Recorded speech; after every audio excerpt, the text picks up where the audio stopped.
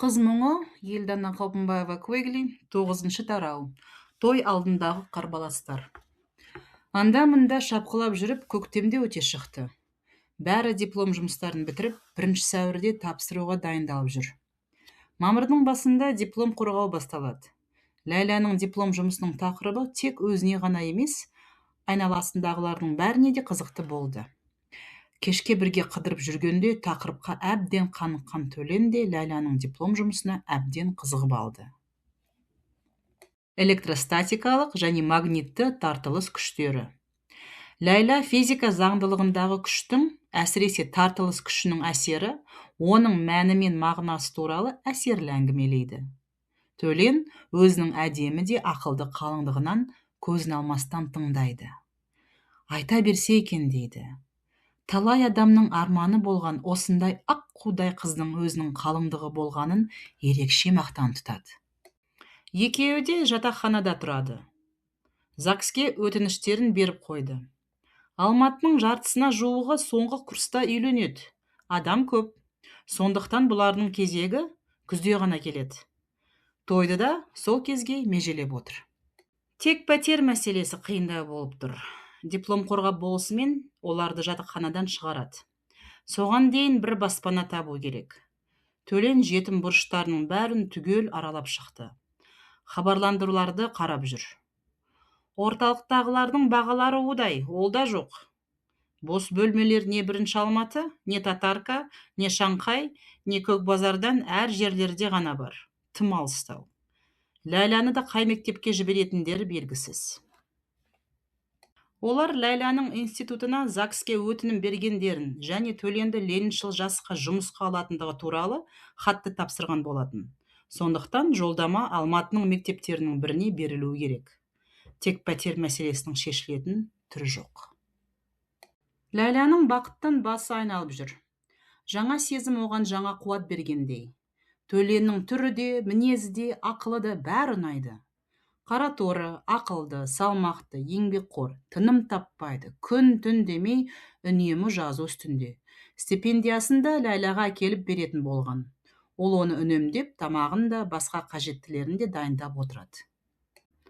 Екеуі де әкелерін көрмеген, жоқшылықты көріп өскен. Сондықтан бәрін ретімен істеп, қажетінше пайдаланады. Ләйлә Төленнің қасында өзін жайлы сезінеді. Төленнің әкесі ұжымдастыру кезінде қаза тапқан. Ол ағайындылардың өзі бір-біріне жау болған заман болған ғой. Төленнің Сұраншы деген ағасы әкесінің інісі Қытайға ауып кеткен. Оны Төленнің өзі айтқан. Төленнің әкесі Қалпымбай коммунистер қатарына өткен. Мал мүлкін тартып алып, ұжымдастырмақшы болған Қалпымбайды өзінің туысқандары өлтіріп тынады. Әкесі өлгенде Төлен шешесі Қанышаның құрсағында қалған. Әрі қарай әңгімесін жалғастыра алмай, Төлен балаша жылап қалатын. Ләйлә да оның басынан сипап, іштей үнсіз жылап отырады. Ол да Алматыға жеңіл өмірден қашып келген жоқ. Бірақ оның қасында ылғи да Бәтима әжесі болды. Төленде ол да жоқ. Шешесі 3 айлық Төленді сарайдың қасында далада тастап кеткен. Әкесінің бірінші әйелінен туған Әшіркүл әпкесі ол кездері жап-жас қыз бала, тауып алмағанда не болатынын кім білсін? Әшіркүл әпкесі оны туған ұлындай етіп өсірді. Туған анасы Қаныша екінші рет тұрмысқа шығып, Бекмұхамбеттен 2 ұл 1 қыз туды. Төленнің әңгімесін тыңдап отырып, Ләйлә өзінің Бәтима әжесімен өткізген күндерін еске алады. Өгей әкесі Бәтима әжесінің өздерімен бірге тұрғанын жақтырмады.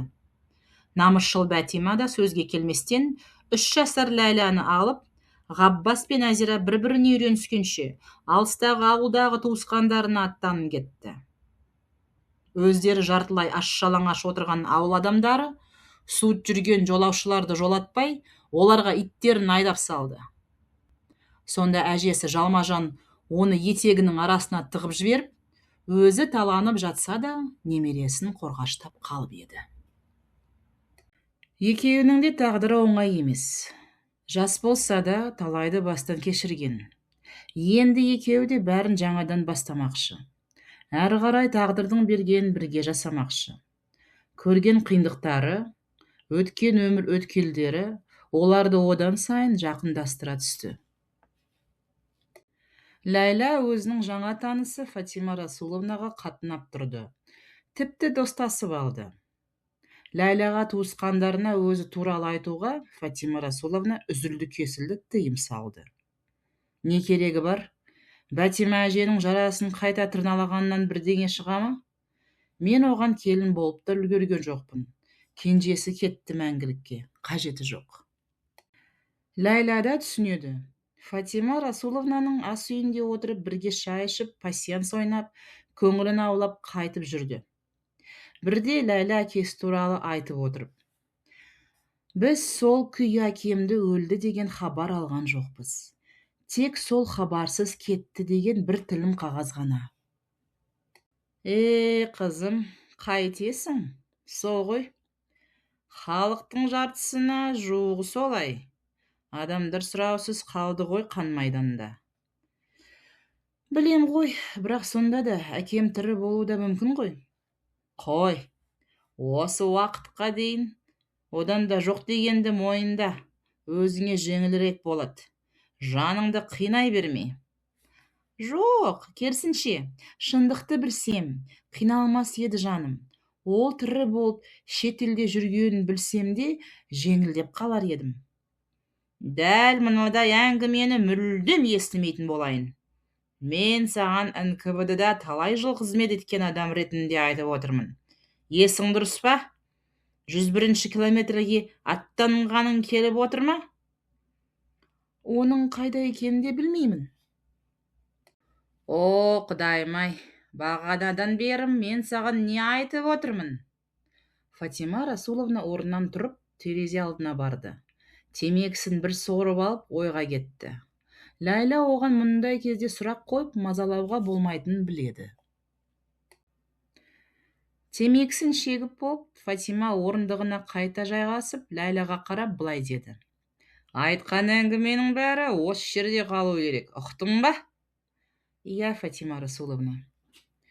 Фатима шырылдап, әкесін іздеген осы жап-жас қызды аяп кетті. Баласы әкесін іздеп жүр. Фатиманың баласы жоқ. Оған оның уақыты да болған емес.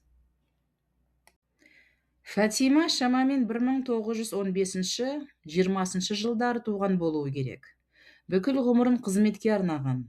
НКВД қатарында қызмет ету әйел түгілі еркек біткеннің кез келгенінің қолынан келе бермейді. Кішкентайынан әжесінің де, анасының да НКВД десе төбе шаштары тік тұратынын көріп біліп өссе де, Ләйла осы Фатимаға жек көріп қарай алған жоқ. Керісінше жақын тартып кетті. Ағасының қалыңдығы болғаннан ғана емес шығар. Әжесі мен анасы айтқандай, бұл қызметтігілердің бәрі бірдей жаналғыш емес болар.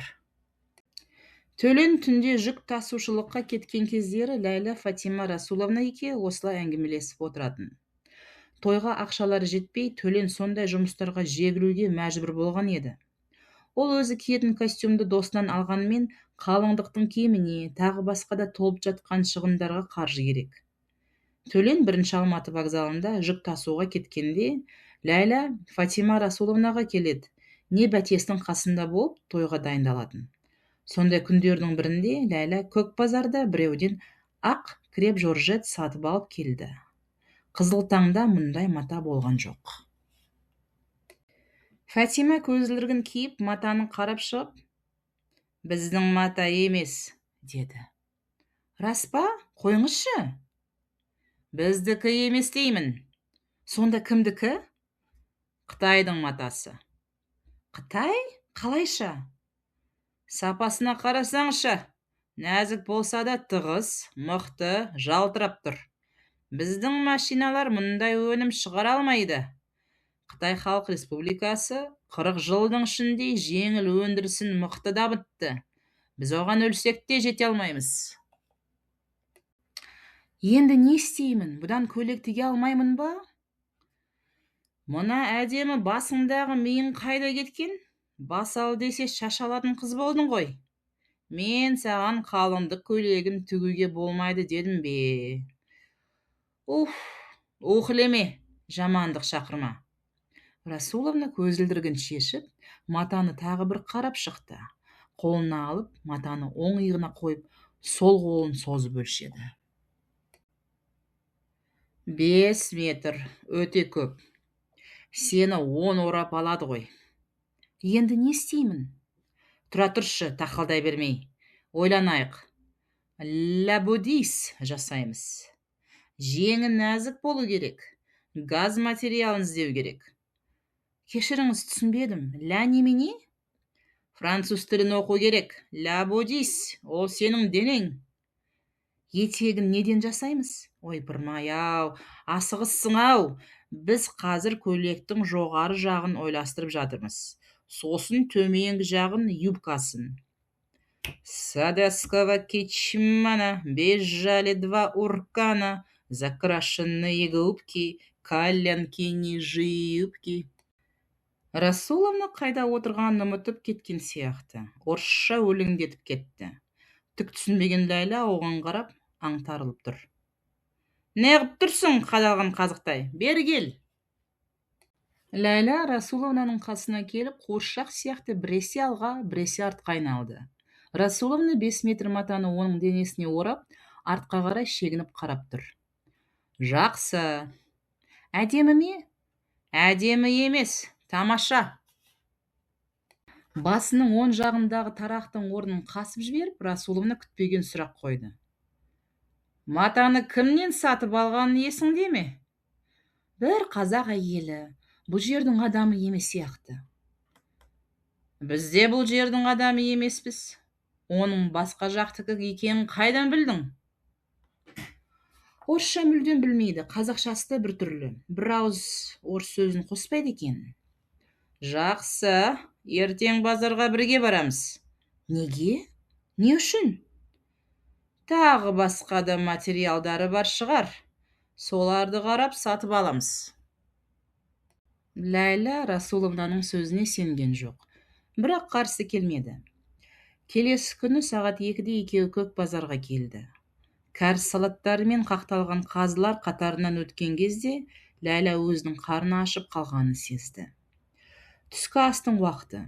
Бәліш сатып тұрған кемпірден екеуін алып, бір-бірден жеп алды. Расуловна ет, ливер қосқандарды, ішіне не қосқанын білмейсің, деп алғызбай капуста қосылғанын алды. Автоматтан минералды су ішіп, ас жалғап алғаннан соң өткендегі әйелді іздеуге кірісті. Ол әйел бұрынғы орнында жоқ болып шықты. Ләйлә аса мұңая қойған жоқ. Қанша дегенмен Расуловнаның түпкі мақсатын білмейді. Тағы да қалған құтқандарын аламын дегеніне онша сене қойған жоқ. Сұрауға батылы жетпеді. Жарты сағатта іздеген соң Ләйлә шыдамай аузын аша бергенде көк базардың қақпасының тұсынан өткендегі әйел көрінді. Басында гүлді жылтыраған орамал салған орта жастағы әйел.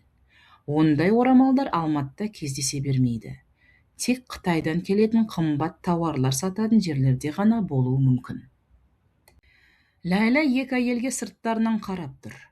Расуловна оны әңгімеге араластырмай осында қалдырып кетті. Ал өзі әлгі жылтыр орамалды әйелдің қасына барды. Ләйлә жайлап жылжып, құлағының ұшымен болса да әңгіменің шетін еститіндей жерге барып тұрды.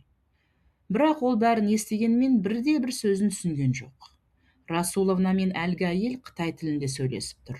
Сондықтан Ләйлі кері шегініп, Расуловна өзін қалдырып кеткен жерге барып тұрды.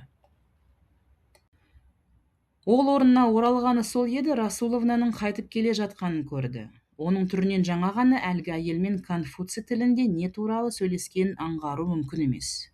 Расуловна Ләйләнің қолынан ұстап алды да, алды-артына қаратпастан базардан шығып жүре берді. Жолдың шетіне келіп, ол жан-жағына қарап бірдеңені іздей бастады. Анадай жерде таксилер тұрғанын көріп, Ләйләнің қолын босатпаған күйі таксиге жетіп, отыра сала, жүргізушіге адрес айтып, тезірек жүруін талап етті. Ләйлә жол бойы аузын ашуға да бата алмады. Дәл қазір Расуловнаның бәрібір ештеңе айтпайтынын, тек бекер ашуландырып алатынын, үйге жеткен соң біраздан соң өзі-ақ айтып беретінін білді. Расуловнаның пәтеріне дейін жеткізіп, қайтайын деп бұрыла бергенде ғана ол Ләйләнің қолынан ұстай алып, анаңнан әкенің құжаттарын жіберуді сұра, деді. Ләләнің не үшін, қашан, кімге деп толып жатқан сұрақтарын жаудырғысы кеп оқтала бергенін байқаған Расуловна үлкен саусағын ерніне апарып үндемеуін талап етті.